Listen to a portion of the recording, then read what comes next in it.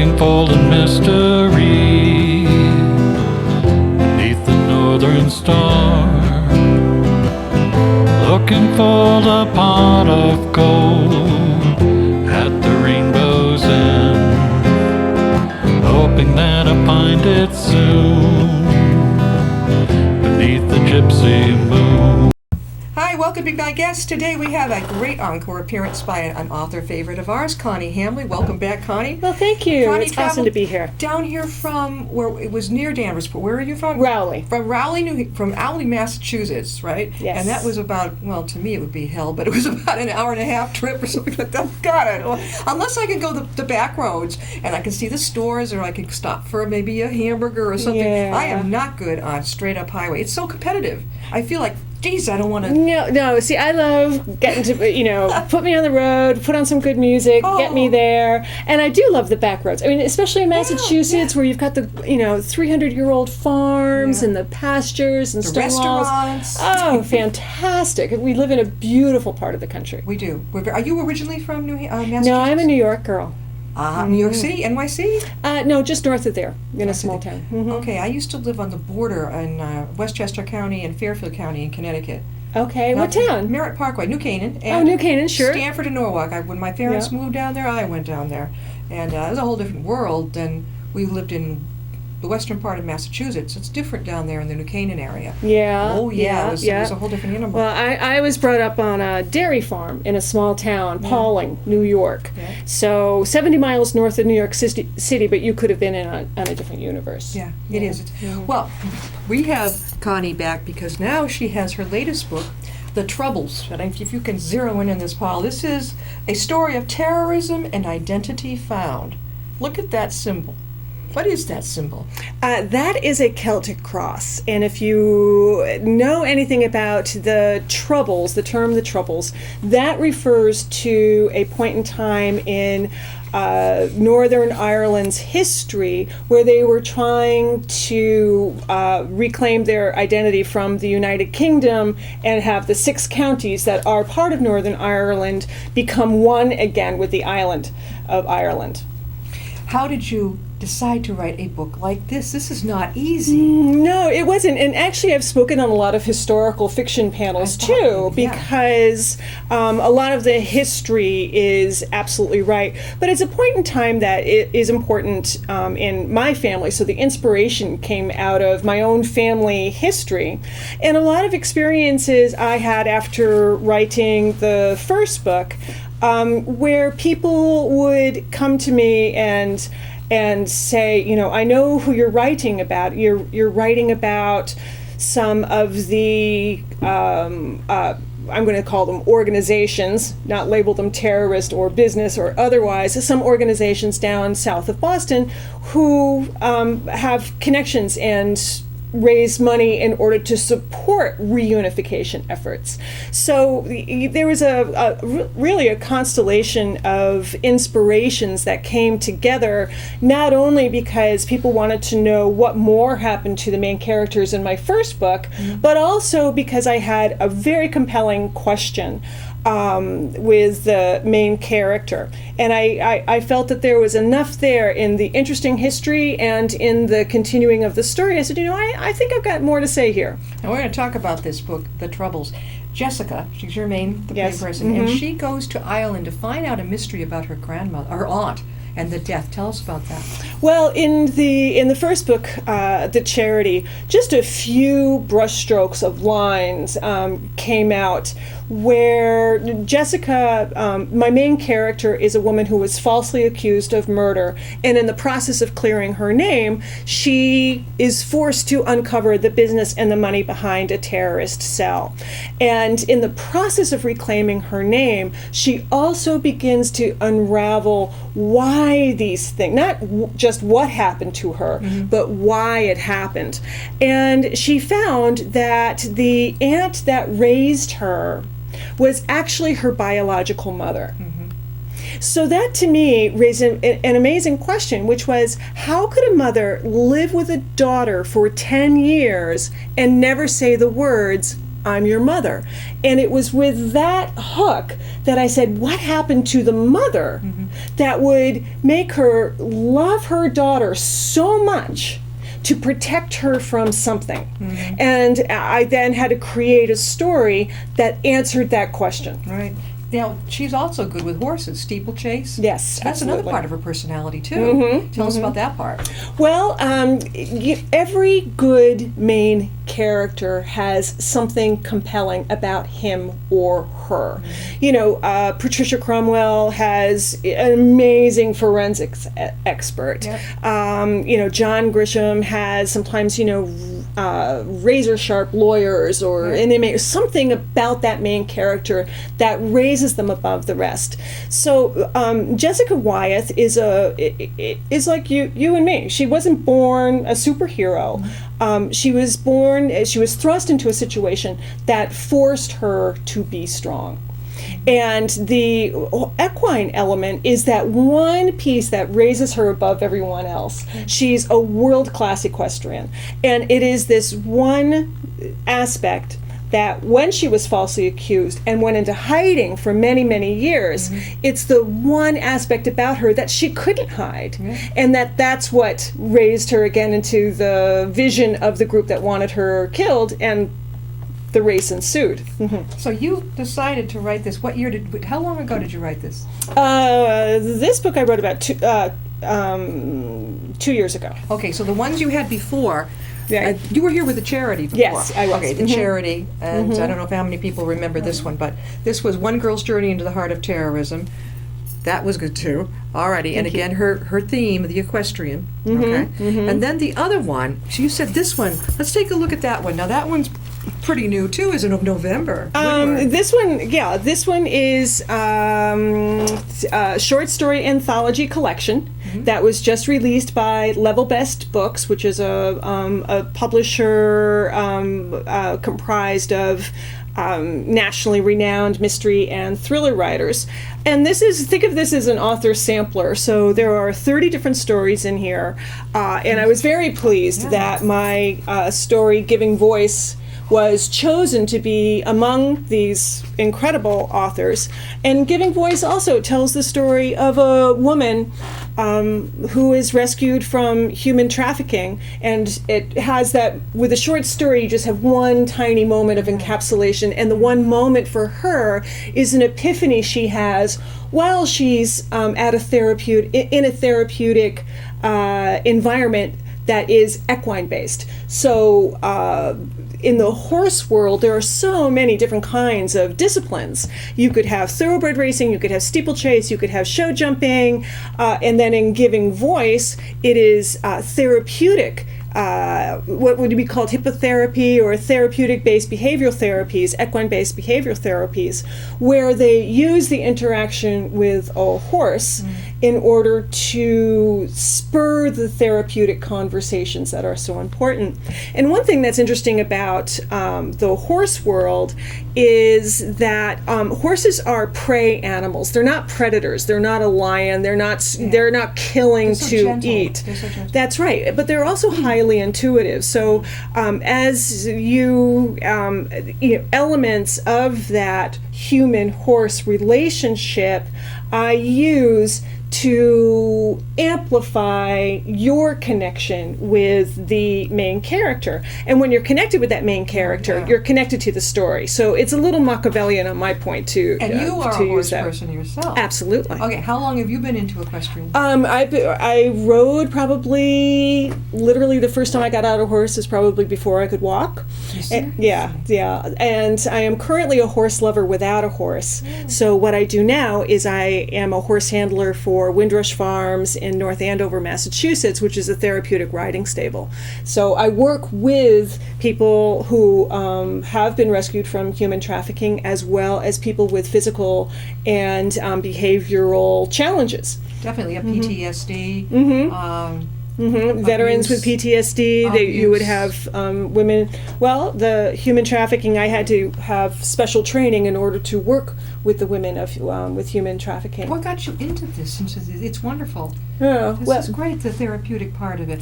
When I think of therapeutic as the equestrian, I think of a lot of the children with behavioral issues or mental health, that type of thing, and it helps them so much. But I've not heard about this part. Well, this to me was something I needed to do for my own sanity. I wanted to volunteer. As I said, I'm a horse lover, and I don't have a horse at the moment. So someone said, "Hey, if you want to be around horses in a stable environment, why don't you take a look at Windrush Farms?" And they are worthy of their own show for you. And it's fascinating, and they do help people, everyone from people who were able-bodied and then had a stroke or a car accident and now are disabled in some degree or another, to people who were born with Downs or cerebral palsy or other behavioral issues. And literally you can have people who are hoisted via lift from a wheelchair onto a horse. Yeah, the Hoyer lift? Yeah, and then they are able to be independent again for the first time. So, and it's something, again, it's that connection between horse and human that I then use to amplify the reader's connection to my main character. And I also use an equine element in my stories to help with pacing. So in my first book, which is a high-octane thriller, literally something is happening, every 20 pages. There is some event that it's like the movie The Fugitive, where, my main character is always on the run. And when you have a book like that can just be like draining to your reader. So I off track a little bit and I give the main character a connection to a horse or a scene with a horse where everyone can just take a huge sigh of relief. But not only are you just saying, whoa, let me process all that's just gone on in this story, which is what I want you to do as an author, but it's also giving that main character additional facets where you can say, what, I can really relate to her. I could really relate to not wanting to constantly move from one location to a next out of fear of being, recognized. I can relate to wanting to put down roots and have a home. I can relate to all of those things, and I can relate to, getting a crush on a really hot guy and, and seeing how my horses react to him. So all of those little things, come to play. I can see you doing that. You're outgoing. I can see you helping people like that. Do you have another job besides being an author? No, I have dedicated myself full-time to the writing and promotion of my books. Now, here we're talking again with Connie Hambley, and she is back for an encore appearance. Her book, The Troubles, next one in the line, and A Story of Terrorism and Identity Found. Now I'm looking at this one too, Windward, Best New England Crime Stories. True crime is my favorite. Thrillers, love it. Good. That's awesome. Then you're my kind of gal, Jan. That's fantastic. God. Yeah, and if a book doesn't get me within the first chapter or so, I have trouble Absolutely. stumbling through it. Mm-hmm. The part of book, though, that has too many characters? Does that drive you nuts? It drives me crazy. It does. It does. You have to give the reader a clue that a character is important. Sometimes you just need a barista to set down coffee on a table and move out again. Sometimes you just need a little tiny, figure there. But you do have to take care in introducing your characters in such a way where you're alerting your reader to this person's important. Yeah, definitely. Some just had an author on yesterday. What he did is he has in the back of his book, or they can put it in the front, is a list of who everybody is. But when I saw the list, I'm like, oh my God. It's a lot of people. I appreciate his technique and his care in doing so, but if you need a flow chart to figure out who's who, unless you're writing Game of Thrones, This is like that. Yeah, well, okay. So that's why I could understand where he was coming from. Right. But I'm thinking, my God, it would take me, 6 months to get through it. I think that paring it down to a core group of, your main character, maybe the main character's best friend or a cohort, a few other people that have to, be in the mix with the setting. Sure. In my books, whether maybe it's a pilot to a plane, maybe it's grooms in a barn, obviously you need those ancillary characters, but you can tell very quickly, who those main people are to focus in on. Connie, how can people get a hold of your book, The Troubles? And also Windward is out there, the crime stories. That's correct? right. All That's right. right. How do they get a hold of it? I have a website, ConnieJohnsonHambley.com, and I also can be found on Twitter as at Connie Hambley, and Hambley is spelled H-A, M as in man, B as in boy, L-E-Y. And I promise that if you send me a tweet or use my contact form on my website, I will get back to you directly. So, You know who my very favorite author, old-time authors, Robert Parker. Robert The Parker, Spencer great. theory. He would say, this guy was a man of few words, but you'd get through that thing. I love the way you go in and Spencer goes, "Are you Detective Spencer?" "I am." And like, you saw the sign on the door. I mean, That's right. boom, That's boom, right. boom, boom, In boom. fact, I'll be going to an event tonight at New England Mobile Book Fair where they do the Robert B. Parker Award. Are you serious? So I'll be one of the authors featured there, and I'll have Windward, Troubles, and Charity there. And Troubles, I'm excited about. It's been a finalist in the Independent Publishers of New England Book Awards. It just won at the Equus Film Festival in New York City. It just won for Best Literary Prize. And it's got a finalist. Oh yeah, finalist at Independent Publishers of New England book, as well as winning the Equus Film Festival Literary Award, and so I'm thrilled about that. That's so good. Because what that does is it tells you that that the book, what it does is it tells you that spending time reading my book, you're going to come away with something. You're going to come away with an experience. Unlike a piece of art a photograph or a painting that can hang on the wall and you can look at that and within just a few minutes, you see that author's whole vision. With a book, it's something different, and I think a lot of authors struggle with this, where you're really asking your reader to spend hours, sometimes, a week or more, reading your work, reading your art. And what I'm pleased about is that having a finalist, winning an award, being included in Best New England Crime Stories, what that is doing is it's telling the world, hey, this author, Connie Johnson Hambley, she's got some heat there. Take a look at her stuff. And so I'm pleased about that. I really am. This New England Mobile. New England Mobile Book Fair. Okay, now somebody else clued me into that. Is in Newton. Yes. It's it's this great old huge book. Oh, it's huge. It's huge. Every Absolutely. genre in there. Oh, it has over 1 million volumes.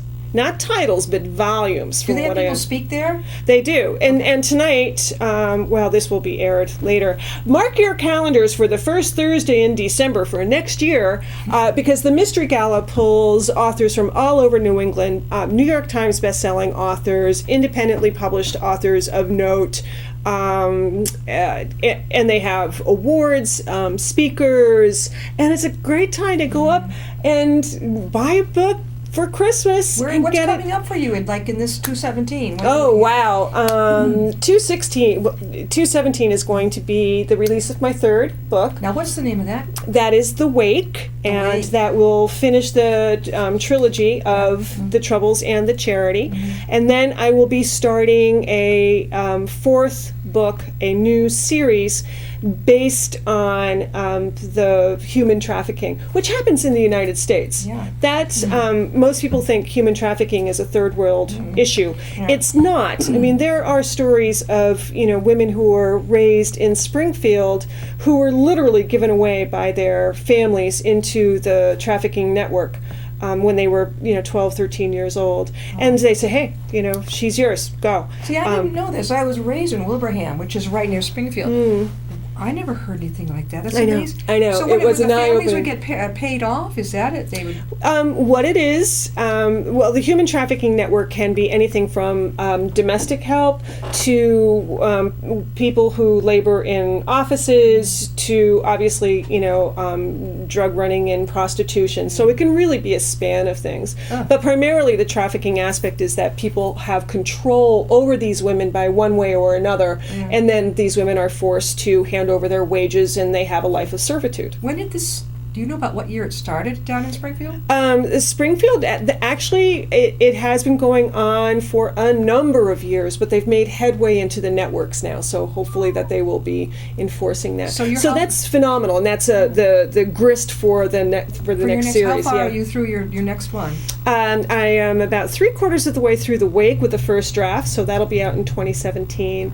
And 2016 has been a great year where I've had a lot of speaking engagements, been the moderator of many the way to go. panels, and really, as I'm sure many of your authors out there know, when you write the book and you write the words "the end," your work is actually just starting for the promotion piece of it.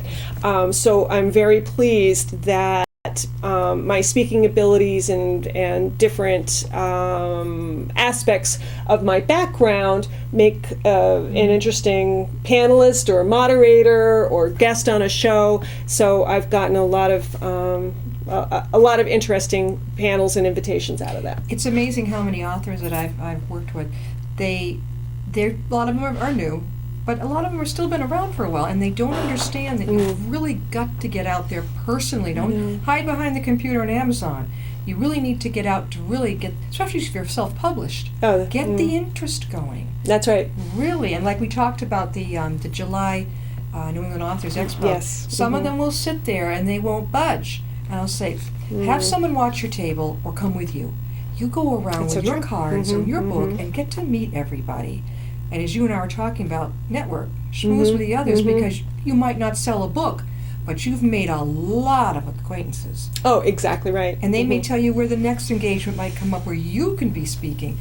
I can't tell sometimes if they're discouraged or if they're too shy, but if you've written a book, I don't think you can afford to be shy. Oh, unless you have yes, somebody who very speaks true. for you. I don't know. You really, you have to have the chutzpah to get out there and do it. You do. It's really hard. Before I began writing fiction, my career was in law and banking, but also in business development and marketing. And you just I have been trained to make things happen. And writing is a passion. I absolutely love it. But I also, fortunately, enjoy the business aspect of marketing and the work piece as well. So did you, when you went to college, did you go for law? Your law degree? Undergrad was poli-sci philosophy, and then law school after that. Then yes. law school. Did you have any idea you'd be an author? No, not at that point in time. But on every team, every type of team that I worked on, whether it was study papers in college or putting a proposal together at work, or I was always the one who was the writer. I was always the one taking what was being said and distilling it down. And I think law school was probably the best boot camp there was to being a writer, because you have to learn to write to someone else's head. You can't write from your head and that's it. You have to create an argument in that other person's head. You have to create a whole world. And my best reader is a very tenacious opposing counsel, where I sense that they're out to get me. So I have to make sure that what I'm putting down on paper is dead right and dead even. Were you a defense attorney or the? What I was an associate with Fidelity Investments, so I worked with the SEC and mutual funds, and You got into all the details of the math. I got into, fortunately, the math part I left to the accountants and the fund managers, but when it came to the advertising that was put out, I had to review the advertising, prospectuses, marketing materials, etc. So, What point in your life did you say, enough, I'm going to write? that came, I would say, about 16 years ago. I literally quit my job and wrote my first book. That's it. I said, that's it, I'm out. And then from there, then I continued writing and have been a journalist at Bloomberg Business Week, a featured columnist there, as well as an invited contributor to Nature, wrote for Mass High Tech. And all of that's very similar because what I'm doing there is inhaling information and exhaling something that's factual, whether it's a brief, whether it's a journalistic, piece of journalism, an informative article. And then when I realized that I could inhale information and then exhale whatever I wanted, fiction, create a story, I was hooked. Gotcha. I was hooked. What do yeah. your kids think of your writing? They love it. They love it. Connie has the children in the same age group that I do, Yes. and I'm sure mine wouldn't want anything to do with what I do. I mean, which is very opposite. Well, it's a little. I mean, it is there are some scenes there that are very potent. These are not G-rated books by any means. These are mainstream hardcore thrillers. Bad things happen. Horrible scenes unfold, and I know that my kids are going, "Oh, Mom! Oh, what did you do?" What does hubby think of this? Oh, loves it. Oh, he loves it. Oh, yeah. Does he read every book you write? Right. Absolutely. Now, this one, Windward. I don't know. I want. So what you did is you had different author friends, and you got their works put in the book, right? Actually, no. This was it's a traditional publisher in Maryland, and they put out a call for submissions. So I was one of hundreds of authors that submitted my work there and was chosen to be in. Yeah. Oh, okay, I thought this was already. Now I've got it. So you're in this book on the thrill. Oh, yeah, this is, yeah, oh, yeah. You are going to leave copies, right, for downstairs for their. Oh, sure. Oh, I'll yeah. put something out there. We want to do that. We've got about 5 minutes left. Tell us again how they can get your books. Well, I'm available on Twitter at Connie Hambley, and my website is ConnieJohnsonHambley.com, and Hambley is Hambley. And I am also up on Facebook and do have a blog. So all of my links, though, would be on my website. So. I would think that Connie, besides the usual places that authors go to speak, the equestrian, any clubs, things like that. What a great guest you'd make. Actually, I was a moderator at Equine Affair in West Springfield, Massachusetts, which is a 4-day, 100,000 people, all things equestrian go there. So I have been really pleased that my books have been so well received. And it's funny because I am not a horse book per se. My books are mainstream thrillers with an equestrian element. So it's not a horse book because sometimes they tend to young adult. My Friend Flicka, Timber Ridge Riders, which are wonderful, wonderful books. But I'm kind of writing for, the moms and dads. Yeah. Yeah, that's really ones. Thank you, Connie, for being on the show. Jan, this has been a pleasure. We'll look forward to seeing the next one, and the next one is going to be about the slave, the market, the trade. Yeah, that'll be my next series. Oh, this is going to be really good. All righty, let me know. I will. Jan, thank you. This has been fun. Okay. We'll see you next time. I'll be my guest.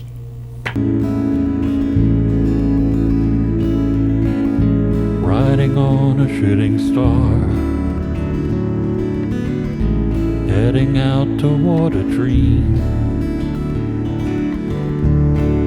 Tomorrow's even closer than it seems.